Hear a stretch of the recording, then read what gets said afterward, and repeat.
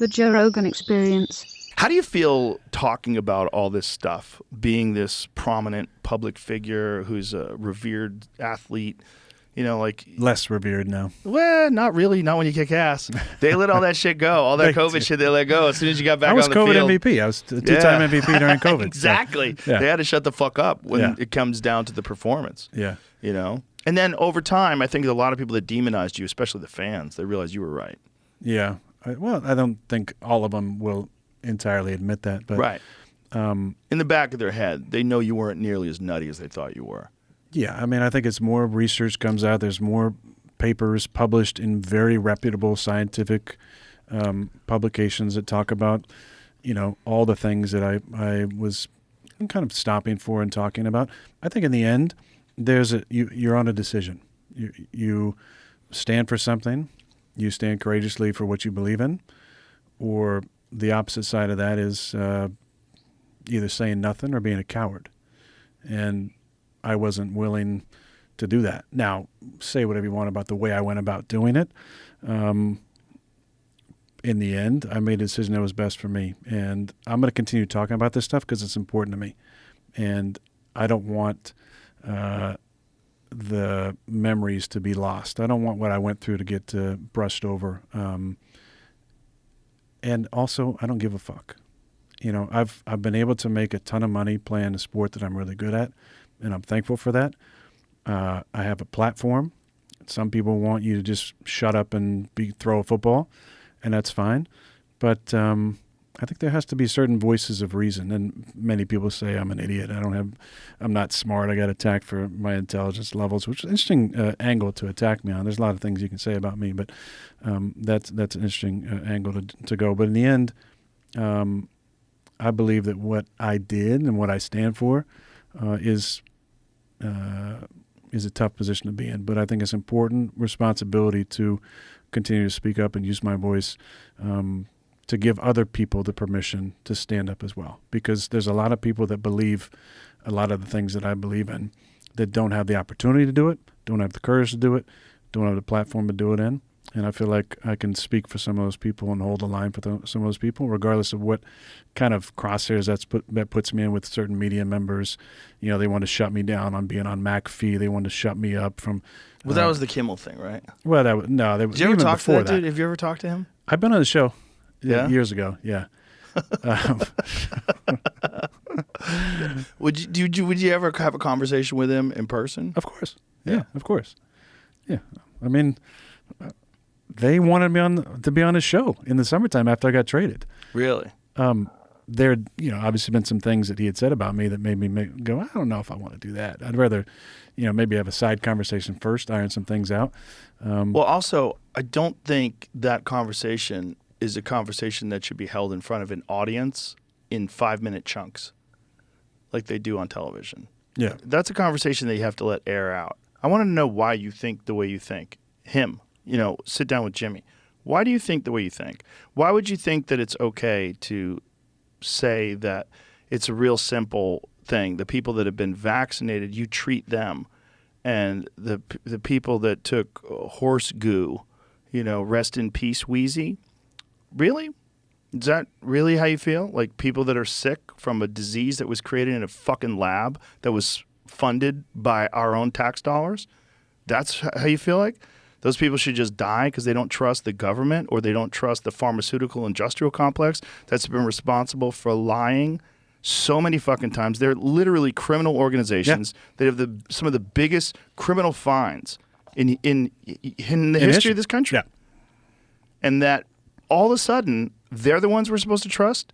The liberals were always the ones that were anti-big pharma. They were always the ones that had no trust in big government. Banks. Yeah, anti-big banks, all that. And then all of a sudden... Anti-war. Yeah, all of a sudden the ideology shifts because so many people are compromised by this very thing that we were talking about before. The very thing that they use to control the media in terms of the news, they use it to control the media in terms of late-night talk shows and monologues as well. It's the same influence because they're the same sponsors. The same people are spending the same money on the same networks. And it has an impact. If it affects your livelihood and affects your future and your ability to do this thing that you love doing, which is hosting a talk show, and you're doing it on a network that is paid for by that money, guess what? That affects you. And if you don't think it affects you, look what they did with the number one guy on TV news, Tucker Carlson. They fired him. He was the number one guy. And they're like, you're getting too crazy. Why was he wearing that outfit? Is there an explanation for why Klaus Schwab was dressed up? I think he was on Epstein's island. Was he? No, he probably has his own island. Yeah. Yeah, it's probably under the ocean. Sorry, I'm not accusing Mr. Anyway. Klaus Schwab of being on Epstein's island. Why did you bring up Jimmy Kimmel when that whole thing was going on? I had said on the McAfee show before, they had talked about, forever they talked about releasing the Epstein list Right. or whatever. And I had said that on the show, and he had got on his show and called me a tinfoil hat wearing, doofus who is talking about, I thought he had said that I'm an idiot for even thinking there's a list that's out there. What was he saying you're a doofus for thinking? That the list was going to get released, I guess. I don't know. I don't know what it was. That doesn't make any sense. Why would anybody defend the people that apparently were on that list? Because it is a real list. There was and something it is a real about place. Yeah. There was something, a conversation that Pat was having about this list coming out, and we were talking about as a distraction to something else, and I was referring to the list being that there being a list and it coming out. He might have been thinking that I was trying to connect a distraction that was going on with a list being released. So I just said, So when you were saying that he doesn't want that list to come out, you weren't saying that he was on that No. list?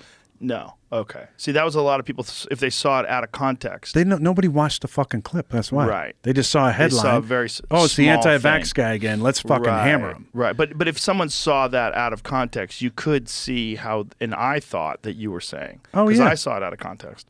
I thought that you were saying that Jimmy Kimmel was on that list. Because a lot of celebrities were on that list.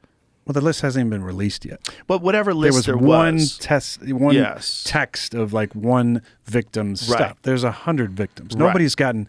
Right. You talk about people going to jail. No one's gotten to jail. Ghislaine Maxwell was charged and in jail for trafficking to nobody. Right. Which is Right? wild. Yeah, look, and I said this when I was back on the show. Like, that's a big fucking accusation that I wouldn't make.